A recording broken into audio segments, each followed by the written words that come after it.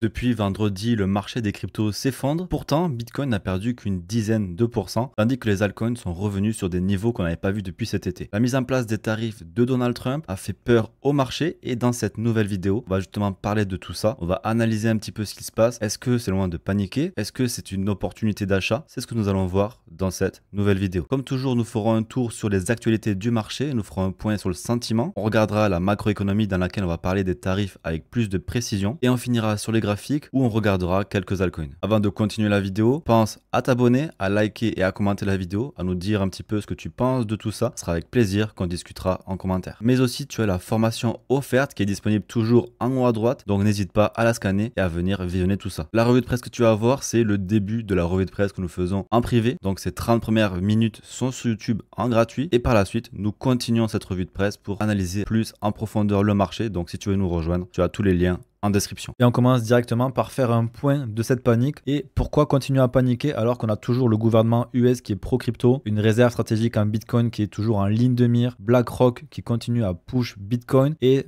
forcément la tokenisation avec les RWA. Il y a aussi plusieurs ETF qui sont en attente cette année. Par exemple, notamment Sol, Doge, XRP. La Fed qui doit continuer à avoir une baisse des taux. Ça devrait arriver potentiellement en juin ou en mai, mais c'est possible que ça arrive peut-être avant. La Chine est toujours dans l'urgence d'injecter des trillions de dollars, mais ils ne peuvent pas le faire. Les marchés des stablecoins sont en ATH. La TVL en DeFi est toujours en dessous de son ATH. La révolution AI et crypto est toujours là. On est toujours aux prémices, donc il y a toujours de la marge par rapport à ça. Ethereum est dans un sentiment qui est horrible, est toujours loin de son ATH. On a toujours une dizaine de pays qui sont en train d'étudier Bitcoin et on va le voir juste après. Une quinzaine d'États américains, c'est dans le même cas. Et ensuite, on a toujours Lagarde qui continue de FUD et de mid-curve sur Bitcoin. Donc malgré cette baisse, malgré tout ça, est-ce qu'on ne peut pas avoir un petit peu d'optimisme et penser que c'est toujours bon pour ce bull market? C'est ce qu'on va voir justement dès maintenant. Et on va continuer avec toutes ces liquidations. On peut voir qu'on a eu jusqu'à 10 milliards de liquidations, ce qui est vraiment immense. C'est l'une des plus grosses liquidations dans l'histoire de la crypto. C'est même plus gros que FTX, c'est plus gros que Terra Luna. Donc c'est normal qu'il y ait beaucoup de peur et de panique sur le marché. Mais on peut voir que ça a vite été ravalé. On le verra juste après sur les graphiques. Comme je te disais, on a le monde entier qui est en train d'embrasser Bitcoin, l'Argentine, le Brésil, le Chili, la République tchèque, le Salvador qui est déjà le premier à avoir accepté Bitcoin, l'Allemagne qui malgré avoir vendu plus de 50 000 Bitcoins sont en train de repenser à investir en Bitcoin, Hong Kong, le Japon, la Pologne, la Russie, la Suisse et bien sûr les États-Unis. Donc comment être bearish sur Bitcoin quand on voit ça? Ils sont tous dans un processus d'acceptation de Bitcoin et c'est qu'une question de temps. Donc comme je te disais, la Banque centrale de la République tchèque pense à investir en Bitcoin et commence déjà son étude.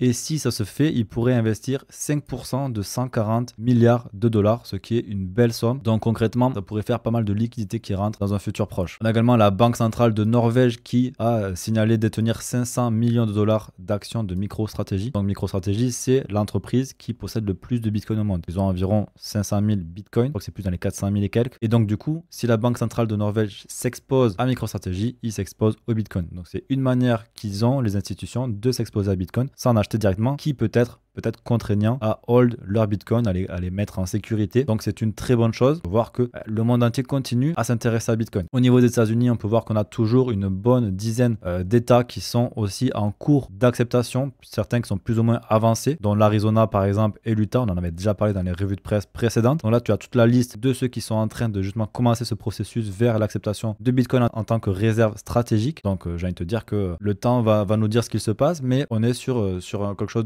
d'assez positif sur Bitcoin et j'ai tendance à penser que ça va continuer. On a également la banque Standard Chartered qui nous dit que le fait que Trump explore le fait va pousser forcément les banques centrales du monde à acheter du Bitcoin, ce qui est tout à fait logique. Forcément, comme je te disais déjà la dernière fois, ça va créer une course à l'armement autour de Bitcoin. Et en fait, le dernier qui achètera Bitcoin sera le grand perdant et se retrouvera comme un pays tel que la Somalie aujourd'hui, par exemple. Et j'ai bien peur que ce soit la France, malheureusement. Continuons maintenant, on a une grosse conférence qui est intéressante aujourd'hui avec David Sachs, qui est donc le leader par rapport aux actifs digitaux. Et il va proposer un plan à Donald Trump par rapport à tout ça. C'est aujourd'hui d'ici 1 heure, donc le mardi 4 février. Et lors de la prochaine revue de presse, on fera un point de ce qui a été dit et qu'est-ce qui est positive pour la suite. Donc du coup, dans le calendrier, ce qu'il faut marquer, c'est que d'ici 90 jours, on devrait avoir un plan du secrétaire au trésor sur la Sovereign Wealth Fund. Donc là, ils en ont parlé il n'y a pas longtemps. Ça va être vraiment un fonds d'investissement un petit peu que les États-Unis vont détenir. Ils vont pouvoir investir notamment dans des actions, dans des matières premières. Ils peuvent aussi investir dans d'autres pays. On ne sait pas encore ce qu'ils vont faire. On va le savoir d'ici normalement 90 jours. Et d'ici 170 jours, on en saura beaucoup plus sur le plan de Sachs sur les cryptos. Déjà, on aura peut-être un aperçu aujourd'hui et on en reparlera dans les prochaines semaines. Et comme toujours, on a notre cher Lagarde qui continue de dire que Bitcoin est inutile, qui continue à dire que Bitcoin sert à faire du blanchiment d'argent, à financer le terrorisme, ce qui est totalement ridicule, sachant que l'euro, le dollar, dans sa forme liquide, est bien plus utilisé pour ce genre d'utilisation que ne l'est le Bitcoin. Donc encore une fois, voir ce genre de déni, c'est plutôt positif, en tout cas pour nous. Ça prouve qu'on n'est pas encore dans l'acceptation totale, dans le nouveau paradigme que sera Bitcoin d'ici quelques mois, et donc que potentiellement on peut continuer à aller plus haut. Également, on a BlackRock qui commence à étudier le fait d'intégrer Solana sur les Real World Assets, donc ça c'est très positif. Ça donnerait une autre utilité à Solana que des mêmes coins pour les dégénérer. Donc c'est plutôt positif pour Solana, pour les Real World Assets, donc à voir ce qu'il en sera dans le futur. Également, le volume sur les transferts de stablecoin ont surpassé Visa et Mastercard réunis lors du dernier trimestre de 2024. Donc là, c'est hyper positif. Ça nous montre peut-être aussi une vision du futur lorsque les stablecoins seront totalement adoptés par la masse et qui serviront à faire des échanges bien plus rapides que peuvent le faire les institutions bancaires aujourd'hui. Donc là encore, c'est vraiment une data très positive pour la suite de l'adoption de la crypto-monnaie dans le monde entier. Ensuite, on va parler de World Liberty Financial. Donc on peut voir qu'ils ont investi 247 millions dans les cryptos entre le janvier 19 et le 31 et qu'avec cette chute, ils ont été en moins 21%. Donc tout ça pour te dire que tu n'es pas le seul à avoir ton portefeuille qui perd de l'argent. Les gens qui sont aussi des institutionnels ont aussi des pertes lorsqu'on a le marché qui retrace autant. Donc accroche-toi, tout va bien se passer. On est encore probablement au début d'une phase qui va être méga haute, mais en tout cas, il va falloir se méfier par rapport à la macroéconomie. On va en parler juste après. On pourrait avoir encore d'autres turbulences, mais dans la globalité, j'ai envie de te dire que c'est peut-être juste un moyen de te faire vendre des crypto-monnaies et on le voit à quel point ça a été racheté vite. Au niveau des ETF, on a eu Bitwise qui sont vus accepter par la SEC leur ETF sur BTC et Ethereum. Donc c'est un ETF qui va comprendre BTC et Ethereum et donc on pourra directement acheter les deux actifs dans un seul ETF. Donc ça aussi c'est très intéressant pour les institutionnels, pour les gens qui veulent s'exposer aux deux directement. Ça va vraiment faire un changement. Également on a Grayscale qui a rempli les documents pour l'ETF Dodge. Donc on va voir ce qu'il sera dans le futur, mais ça aussi c'est plutôt positif, sachant que Dogecoin c'est quand même le même coin par excellence. Et franchement, personnellement, je pense que sur du 10 ans, Dogecoin sera toujours là et ça peut vraiment nous surprendre. Également, on a Grayscale encore une fois qui a lancé son ETF sur les mineurs. Donc là, on peut directement s'exposer aux mineurs de l'industrie de Bitcoin avec le ticker MNRS. Donc là aussi très positif si quelqu'un veut s'exposer à Bitcoin sans forcément acheter du Bitcoin, mais plutôt sur ceux qui vont sécuriser le réseau. Et donc forcément, si les mineurs ont de la croissance, eh bien Bitcoin aura de la croissance également. L'un ne va pas sans l'autre. Allez, au niveau des ETF, on peut voir qu'au niveau des inflows hier, on a eu moins 234 millions de dollars et qu'au final, écoute, ça va en fait. On n'a pas eu de grosse peur sur le marché. Au contraire, j'ai envie de te dire que j'ai plutôt l'impression que les institutionnels ont continué à accumuler. Sachant que le 30, c'était quel jour le 30 ? C'était jeudi. Jeudi, on a eu plus 500 millions. 31, on a eu plus 300 millions alors qu'on a commencé à avoir eu les nouvelles sur les tarifs de Donald Trump. Donc là, écoute, c'est plutôt positif. On continue à accumuler plus que on revend. Donc très positif par rapport à l'ETF Bitcoin. Par rapport à l'ETF Ethereum, c'est pareil. On a même eu des inflows. Ils ont été neutres hier, on dirait. Non, ça c'est aujourd'hui, pardon. Ils ont été de plus 83 millions. Donc même hier, au final, les gens ont accumulé Ethereum.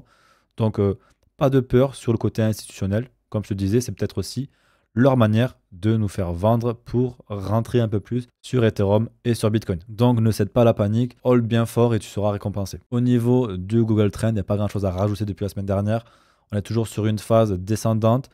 Donc toujours intéressant de voir que le sentiment se calme. On a eu un sentiment qui était un peu élevé dernièrement. Maintenant, ce qu'on veut voir, c'est qu'un sentiment qui revient un petit peu à plat avant potentiellement de repartir ou même de repartir directement. Cette histoire de tarifs, ça peut vraiment aller vite.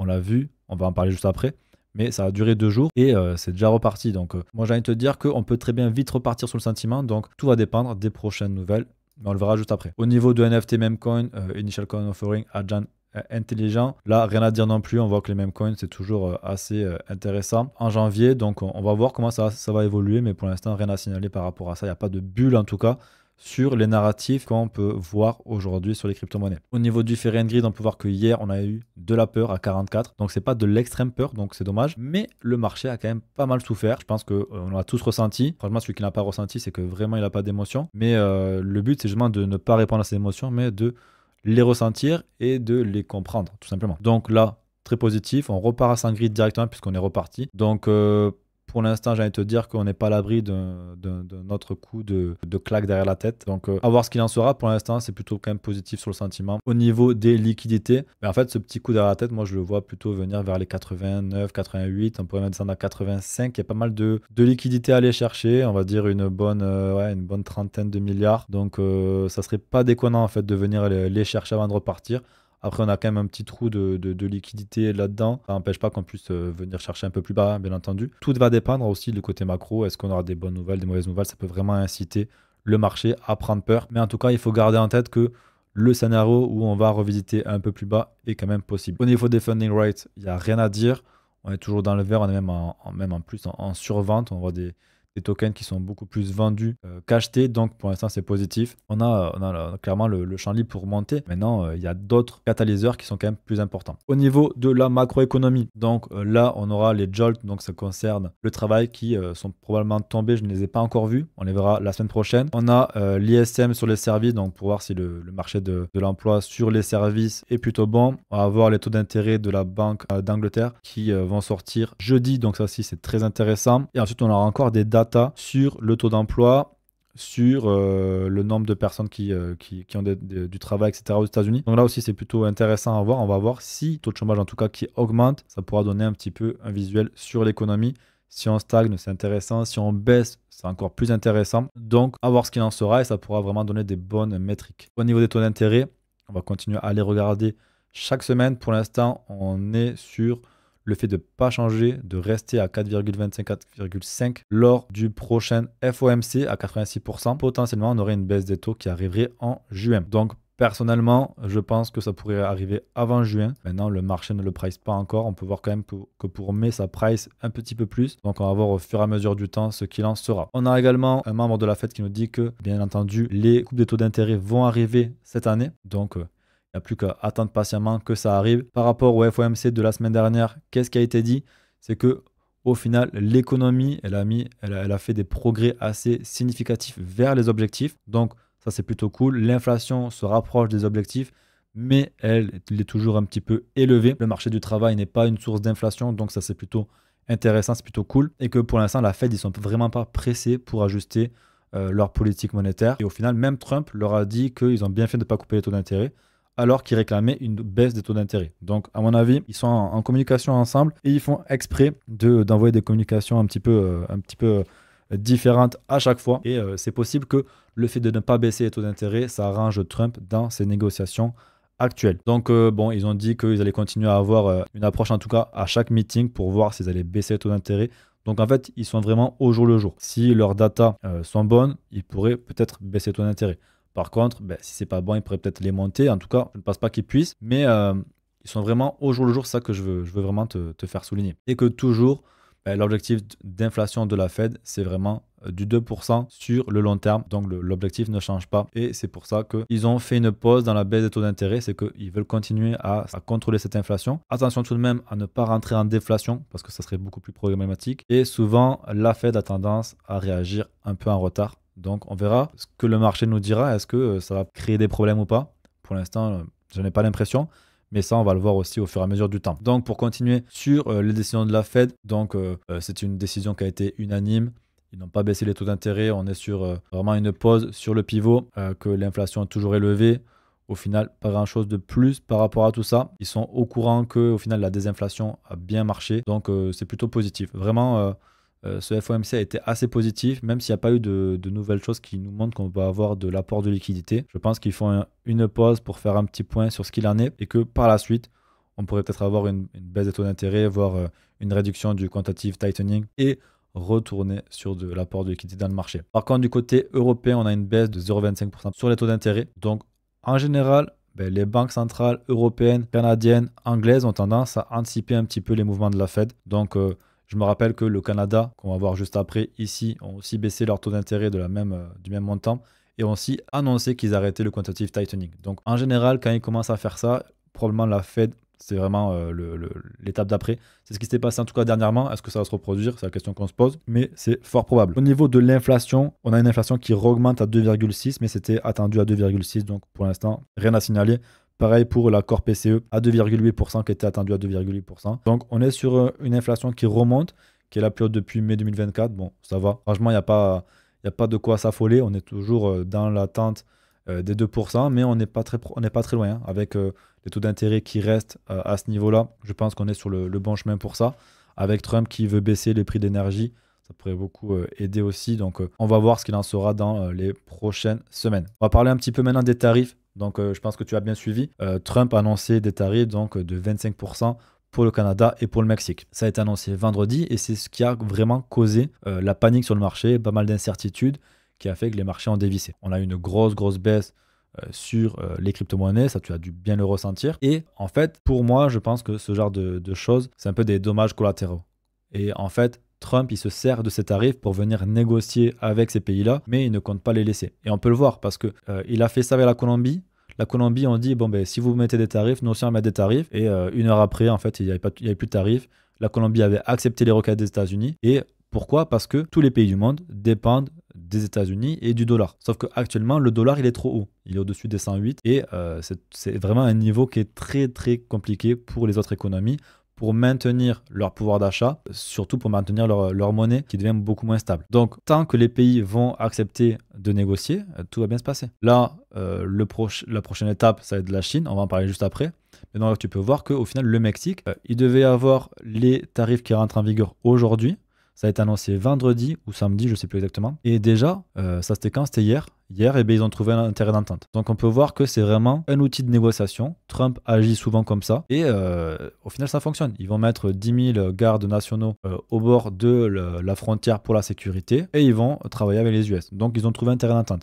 Pour l'instant, c'est en pause pendant un mois. Donc il va falloir voir qu'est-ce qui se passera au bout d'un mois. Est-ce que le Mexique va respecter ses engagements? Est-ce que les États-Unis également, et voir comment ça va se développer. Donc c'est pour ça que je pense que le mois de février a le potentiel d'être haussier, mais tout simplement, il faudra voir aussi comment ça évolue. Au niveau du Canada, c'est la même chose. Vraiment exactement pareil que par rapport au Mexique, et à la fin, ils ont accepté de faire un deal avec les États-Unis parce qu'ils n'ont pas le choix. Ils n'ont pas le choix. Les États-Unis, c'est la première puissance du monde, c'est pas pour rien. Leur vraie arme, c'est pas leur armée, c'est le dollar.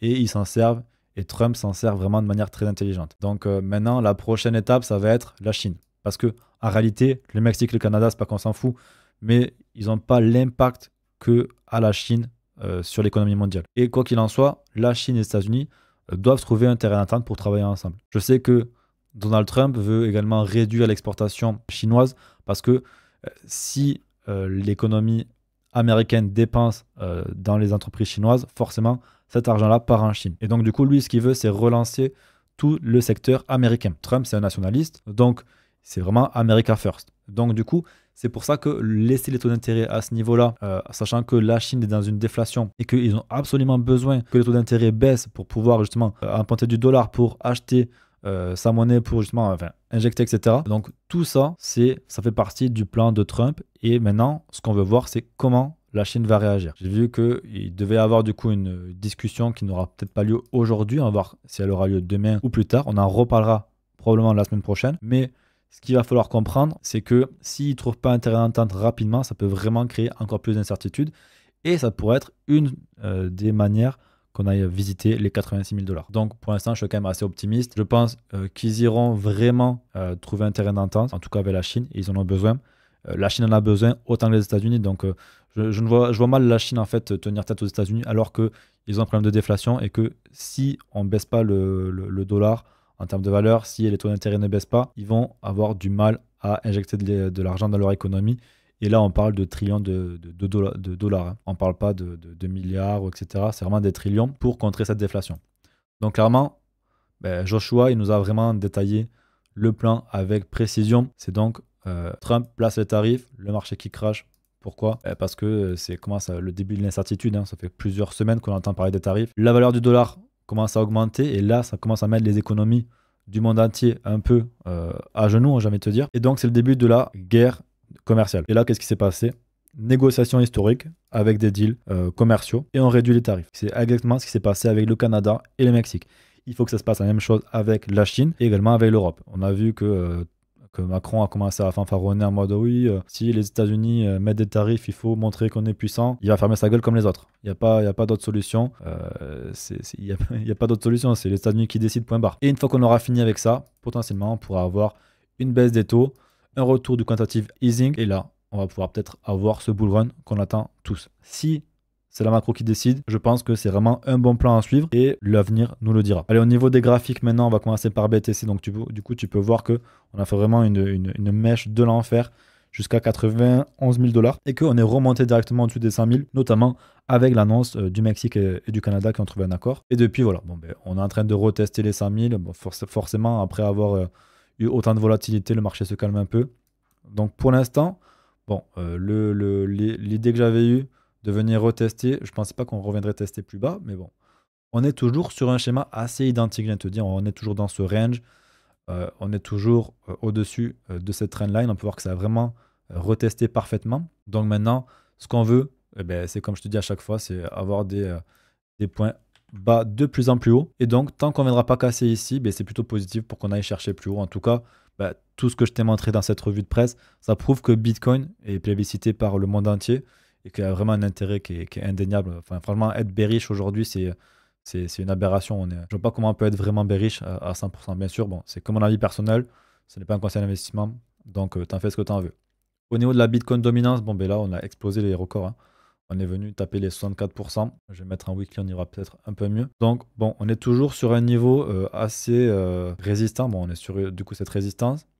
Et ce qu'on aimerait, c'est vraiment que ça reparte à la baisse, hein, parce que forcément, là, la saison, elle viendra avec un Bitcoin qui part à la baisse. Maintenant, c'est vraiment possible que sur le côté de la Bitcoin dominance, on vienne continuer à range un petit peu aussi avec des périodes où au final, les altcoins vont venir surperformer BTC et que le Bitcoin reprend la danse. Parce que forcément, Bitcoin, c'est vraiment le catalyseur et le narratif de ce bull run. Donc potentiellement que la dominance va rester élevée assez longtemps, en tout cas tant que les liquidités ne viendront pas se déverser dans les altcoins.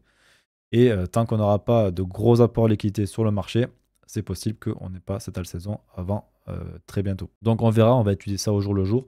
On en reparlera également la semaine prochaine. Au niveau d'Ethereum, finalement, le petit scénario que je t'avais annoncé la semaine dernière, il s'est produit. Je m'attendais vraiment pas à ça. Je t'avais dit quoi? Je t'avais dit là, l'idéal, ça serait de venir casser et de s'appuyer avant de repartir. On a commencé à casser. Je me disais, putain, c'est plutôt cool. On commence à casser. Ça va être vraiment intéressant si Ethereum commence à partir. Et finalement, avec cette histoire de tarif, hop, on est venu retester parfaitement cette trendline. Et depuis, on est remonté. On est toujours dans ce canal descendant. Donc, pour l'instant, RAS, j'ai envie de te dire qu'on peut vraiment rester sur ce côté-là. On est en train de retester ce support-là. Donc, c'était vraiment ce que j'annonçais, hein. On vient ici, on remonte au-dessus, on se rappuie dessus. On va essayer de se rappuyer dessus maintenant et peut-être on pourra essayer de repartir, de venir retester le haut de ce canal et peut-être de venir le casser. On a toujours maintenant cette résistance ici qui avant été un support, donc il va falloir venir la rechercher. Et donc si on vient la recasser en même temps de la trendline baissière, ça pourra peut-être annoncer que Ethereum va venir se trader un peu plus haut. Au niveau de Solana, là pareil, hein, on est venu chercher le support des 200 $. On est venu dessous aux 177 $ et on a ravalé directement. Donc ce support a vraiment bien tenu. Et tant qu'il va tenir, j'ai envie de te dire qu'on est plutôt positif. Donc ça peut être un bon moment pour continuer à in sur Solana.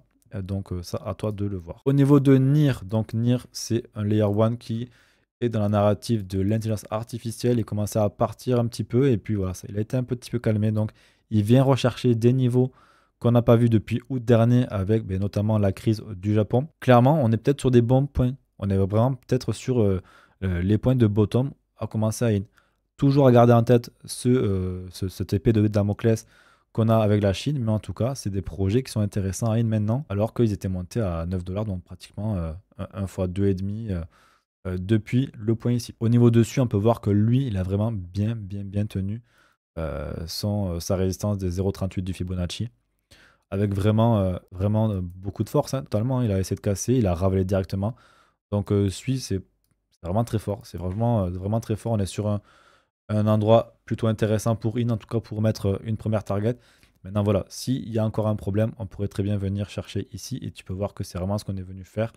Avec cette mèche, on est venu la chercher. On n'a pas touché, parce qu'on a vraiment beaucoup de force du coup sur SUI. Mais s'il y a vraiment un endroit où il faudra in sans réfléchir, c'est peut-être ici. Hondo, pareil. Hondo, il a été hyper résilient. Comme tu peux voir, il commençait à partir, à casser cette trendline dont on parlait. Je crois que j'en ai parlé dans la dernière vidéo où je présente une dizaine d'altcoins que Trump va justement aider à pousser avec les USA. Et donc là, on commençait à partir et puis on s'est cassé la gueule directement. On est venu dans la Golden Pocket.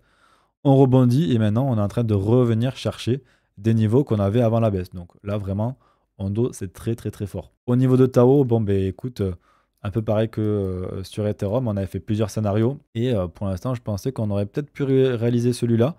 On venait s'appuyer, on repassait dessous avant de repartir dessus. Et au final, non.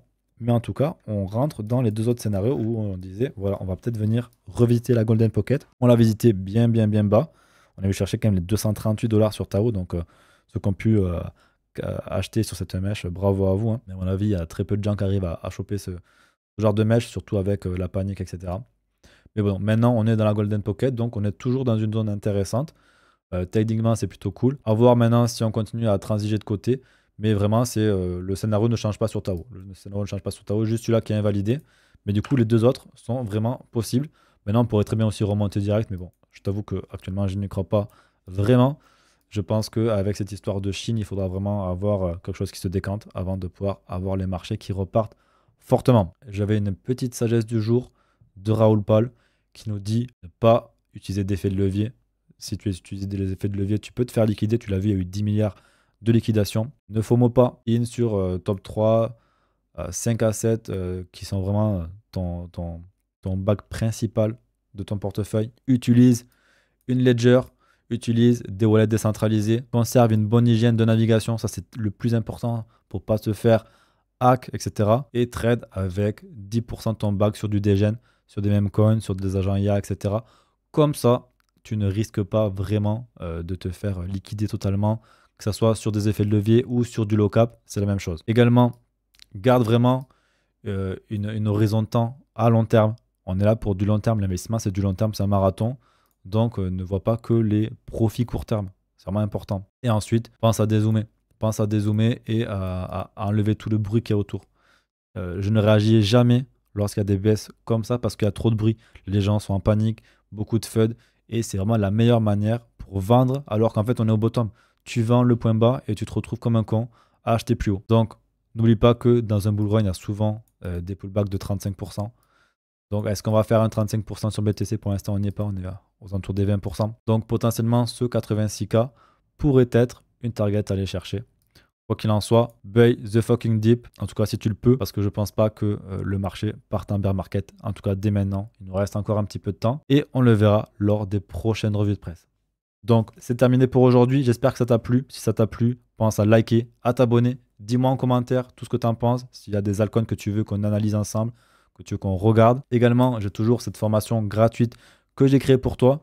Donc, elle est en haut à droite. Tu peux aller directement la scanner avec le QR code ou sinon, tu as le lien directement dans la description. Et enfin, tu as le lien du Discord gratuit. Donc, tu peux le rejoindre et venir discuter avec nous directement. Ce sera un plaisir de parler avec toi et d'échanger sur quoi que ce soit par rapport au marché. Je te remercie d'avoir visionné cette vidéo et je te dis à samedi pour une prochaine vidéo. Ciao, ciao.